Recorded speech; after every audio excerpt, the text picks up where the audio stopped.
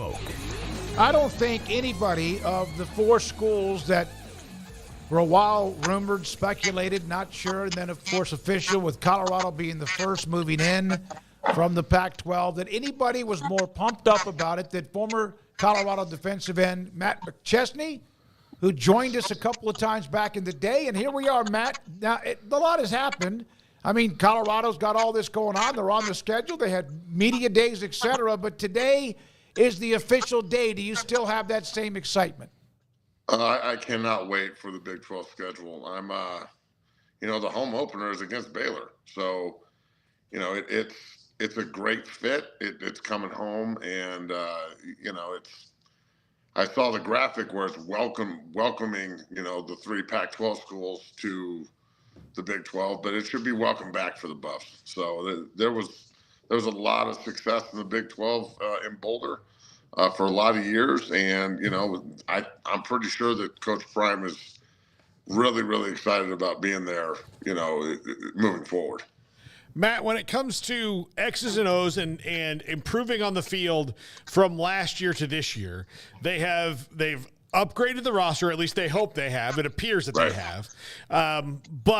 And they've changed conferences, which who knows how that's going to be because this is such a wide open league. Do you see it that this is a team that's going to be able to stop people from hitting Shedeur Sanders and then stop people from scoring touchdowns on them? Well, see, that was the problem. And that, I'm not saying that's the issue in Boulder still, but they still have to prove it to me. And when the skill players are as good as they are, and Shedeur may be the first quarterback off the board, he might be the first pick. Travis Hunter, I think, might be the best player in America. And if he has a great year and they succeed, I think he'll be in New York for the Heisman. Both of them might be. Now, they can do everything they can do, and you can still go 4-8. And they lost 6 games by 1 score last year, and the Pac-12 schedule was ruthless. And every excuse you want to throw at it is out there. But what I'm saying is they went out and not only fortified the offensive line with 5 new guys, but they also fortified the coaching staffs with Phil Lodeholt, who is a Colorado product, who went to junior college and then went to Oklahoma and was under Bill Beatenbaugh, who's, in my opinion, is the best offensive line coach in college football. And maybe the world, other than Bill Callahan. And then, they went and got Warren Sapp and Damian Lewis to run the interior defensive lineman primarily, which is you got to have a dude at 3 technique if you're gonna stop people. So I'm under no illusion that they're not going to give up points. Everybody in this league gives up points. Everyone. So you're going to give up some points. Can you win? Can you pass rush? Can you win first down and force long second downs and force more punts? That's going to be a huge part of this. And then on the other side of it, the offensive line, 5 new guys up there. They look different. They act different. And I just think that the mentality is totally different. The system is different. It's a little bit more pro style, even though Shedeur is in the gun a lot. And they're trying to really run the football to help. I've been saying this on my show on 0 to 60 on the Bleed Network. It's actually on at 4 p.m. on YouTube every day. It's live on Twitch as well. When Shedeur doesn't have to do everything, he's going to be able to do anything. So I'm super excited about the move to the Big 12. Coach Prime and Texas are just a lock. And he gets to go to Florida. We get to go to UCF as well. So I'm really excited about it, man. The home opener against Baylor is going to – if you would have told me 3 years ago when we're in purgatory in the godforsaken Pac-12, which I despise the move. I hated it when we did it. I always looked, and maybe this is just the era I played in from 2000 to 04, but we, with the exception of USC that got us pretty good once, everybody we played from the Pac-12, we stomped. So I always looked at that conference as soft. Now, last year, they were damn good. That was a damn good conference. And they put some really good teams into other conferences now that the Pac-12 is bye-bye. But the Big 12 is home. The Buffs belong in a situation where they can play teams in Texas. Their roots, there's so many recruiting roots in Texas for CU. And that really hurt the program not being able to go back to Texas every year and play. But then also, looking at the schedule, they lined up Kansas State and Utah and Arizona and Baylor, and then we end the season with Oklahoma State. So they're rivalrous, we're rivalrous. This wide open new Big 12, there's a lot that can be earned, in my opinion. Right on, man, and a lot of Big 12 fans saying welcome home to the Buffs as well today officially. Matt, we've already. I mean, it's impossible to talk Colorado and not mention Travis Hunter and Shedeur Sanders. As good as they are, how do you think both guys can be better in 2024? Just look, Travis Hunter can be better by being on all the time. Last year they were up 29-0 against Stanford, and he let number 13. I watched the highlights of it earlier today, just randomly. He let 13 score, I don't know, 3-4 touchdowns in the second half. He was outplayed because of, in my opinion, probably a lack of focus because they're up 29-0. Yeah. But Travis is doing so much. I hope that it's not too much. And I don't think it is. So I think for him, it's just the maturing as a player and as a man, knowing this is his last year in college football, unless he gets a multi-million-dollar NIL deal. And then with Shedeur, look, from a perspective of quarterback play, I think he's pretty good. He holds on to the ball a lot, but at the same time, I can't get mad at him for that when his offensive line last year was as atrocious as it was. And he's trying to make a play knowing they couldn't run the ball. So I guess my thing with Shedeur is this year when he's behind center and he's got the option to run or pass and he's in this RPO system, if they're really running the ball, will he decide to run the football? Because his best, his guy that he wants to be like is Tom Brady. He talks about him all the time. Well, I played against Tom Brady, and those teams were, just smash you in the face, run right at you, all of them. Every team he was ever on that was any good, all the Super Bowl teams. So I really hope that Shedeur can look at that and say, when all my guys help me and I don't have to do everything, I can do anything. So that's my take on those two. So, Matt, as far as last year, they rocked college football with their start, beating a team that played for the national title. And then they, of course, thumped Nebraska, had that dramatic game against Colorado State. Is there any way they could have that kind of exhilarating, electric start this year with the schedule the way it is? Oh, yeah. North Dakota State is scary, but we're going to find out how tough they are quick. North Dakota State's walked into several different Division I, Power 5, Power 4, however you want to talk about it, conference schools and absolutely beat the hell out of them. So I know that Coach Prime's on everybody about making sure they don't look past North Dakota State. You go to Lincoln on national TV and win, and then you go to Fort Collins and on national TV again and win, and they start 3-0, and they got Baylor coming in to start the Big 12 schedule.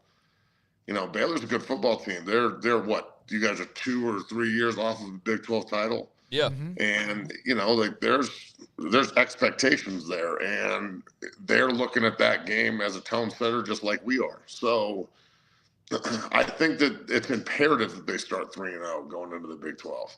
They did it last year. There's no reason why they can't do it this year. I understand Nebraska's much improved, and I got so much respect for Matt Rule. That Raiola kid is going to be a stud. I think that's going to be one of the games of the year. I know Texas and Michigan is that day, but that's a corporate game. That's a ratings game. Colorado, Nebraska is going to be a rivalry war. And then the next week in Fort Collins, I despise CSU on a cellular level. So I have respect for Nebraska, but I despise Colorado State. And that's going to be what that game is centered around as well. And then I guess I'm eager to see if the same disdain is in the Big 12 as it was. Because when you've got, the old Big 12 North was just, rehashing this as Kansas State, Colorado, Iowa State, and Nebraska. So if you go out and take care of Kansas State and Nebraska every year, you're winning the North. And that's the way it was forever. So I'd like to think that there's a lot of disdain still between schools, but again, rivalries need to be built. So you got to play for something. So I'm hoping that at the end of the year, Oklahoma State and Colorado can hold up their end of the deal. Matt, what do you think that people are overlooking about Colorado on the field this year? Because, again, the talk, like I asked you earlier, is about the lines, but there's always hidden gems among a team that people kind of get lost in the shuffle. What have you seen so far from them? Well, I think it's the assumption that they're going to be the same team they were last year. I think Coach Prime kind of transformed the roster again. And look, if you don't like the transfer portal, that as a guy who helps guys find opportunity, I think the transfer portal is outstanding. It forces contracts and unions and the way you're supposed to get paid.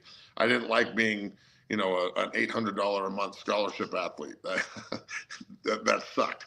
So I think that Coach Prime has gone into the transfer portal and really focused on getting good players, not just big guys. And, a lot of the guys from Kent State came with Coach O'Boyle to the offensive line.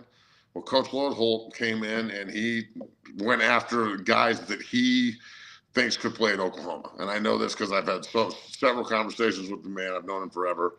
So I think that's the first thing. And the second thing is look out for Charlie Offerdahl. All right. Now, Charlie Offerdahl is just a walk-on running back from Denver who was one of the guys that stayed on after the 1-11 season.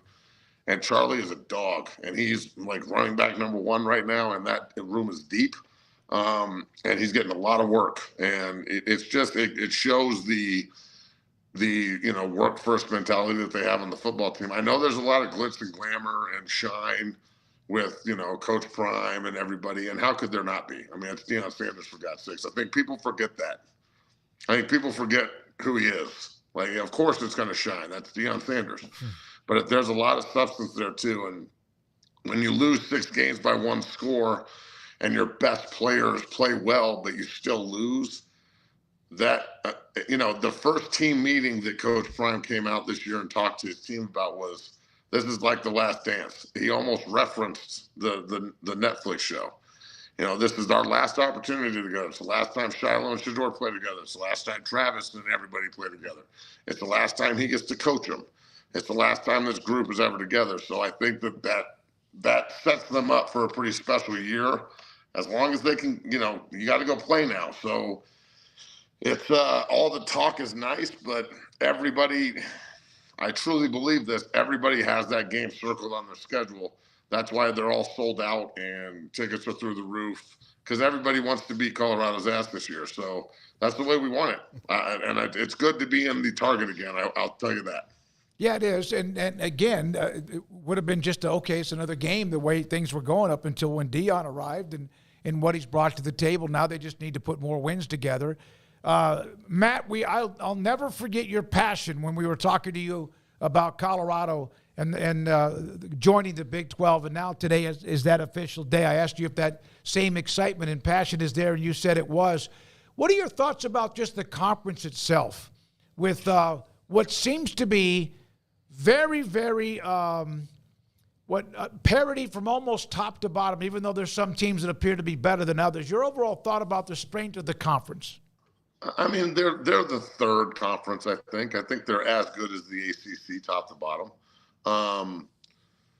The Big 12 and obviously the Big 10 and the SEC are on a different level, and everyone knows that, and they will continue to be. But I'll tell you, the Big 12 is in expansion mindset, and they are not screwing around. And I've heard a lot of rumors that they're going to invite Oregon State and Washington State eventually, that they're going to go after Florida State and Clemson and teams like that from the ACC if that ever crumbles. So I think the league could get even stronger and be, the third pillar in the 3 big conferences when all this shakes out, So I didn't like conference realignment when it started because I'm a traditionalist, and I went to CU to play in rivalry games and play in the old Big 8, Big 12 era.